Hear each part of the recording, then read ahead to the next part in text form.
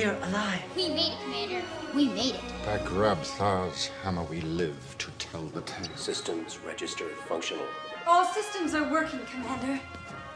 I don't like it. It was too easy. Wait. Oh no. They're everywhere. There are time rats opening everywhere. Trap. We're surrounded, Commander. It's a core meltdown, sir. It can't be stopped. Surrender may be our only option. No. Never give up. Never surrender.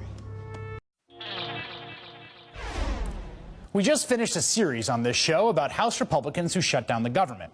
And one of the people who didn't make it was Congressman Steve Stockman. He's the congressman who gave members of the House a book calling for President Obama's impeachment. The word impeachment came up.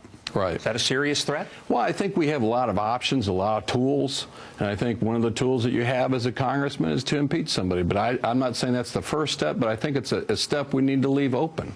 It's the congressman who, along with Congressman Ted Yoho, was linked to an Obama birther bill. Steve Stockman, who had a staff member try out a food stamp budget of $4.50 a day, that staffer reporting back that it was easy and should be cut by 12%. Yes, that's Steve Stockman. It seemed, well, too easy for our series. I mean, his Twitter feed alternates between self-parody, if babies had guns, they wouldn't be aborted, to delusional, as more and more Democrats abandon Obama and vote to end shutdown, cracks now even forming in the D.C. press, to oddly celebratory. Happy Leif Erikson Day. Had the opportunity to meet the new Norwegian ambassador. Stockman is arguably one of the most right-wing members in all of Congress. And according to him, the debt is all President Obama's fault. This president is digging a hole so deep that we can't dig out of it. The amount of money we're borrowing is predicted in 4 or 5 years. It may take all the money in the world to buy our bonds. It just mathematically doesn't add up. Now, Stockman not only voted to shut down the government the first time, he also was among 144 Republicans to vote to continue the shutdown and bring on default the other night. And yet, what do you find if you go to Steve Stockman's webpage?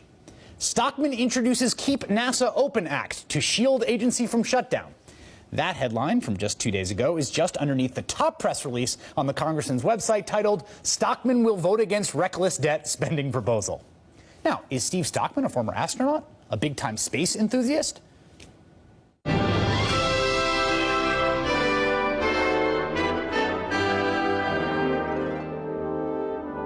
Hi, I'm Congressman Steve Stockman. Today I want to talk to you about the importance of educating our youth. One of the best ways to educate our youth is get them excited about NASA and space. Hey, who doesn't like NASA? Well, Steve Stockman loves it. He represents Texas's 36th district, which happens to be home to NASA's space agency, which employs more than 3,000 people. Stockman has fought to get them money. He railed against the effects of sequestration that they could have on NASA, and now he has introduced the Keep NASA Open Act, so it would never be affected by a future government shutdown.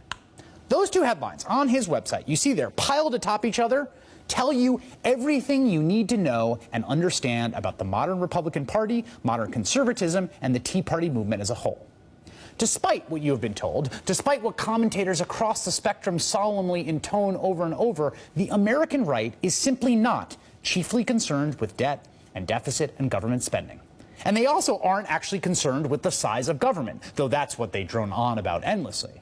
No, what this fight is really all about is what government does, who it serves, and who it benefits. Steve Stockman likes his government very much when it's employing the members of his district. He doesn't seem to care very much about women and infants getting formula in North Carolina or people on welfare in Arizona getting kicked off.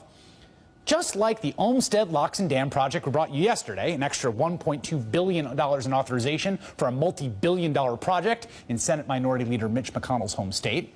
And just like former Congressman Parker Griffith, who switched from the Democratic to Republican Party back in 2009, citing Obamacare as a major reason, but who also just happened to be upset that under the Obama budget, a defense contractor in his district would be losing business. Republicans are fine with government when it's doing the things they like, when it's helping their people.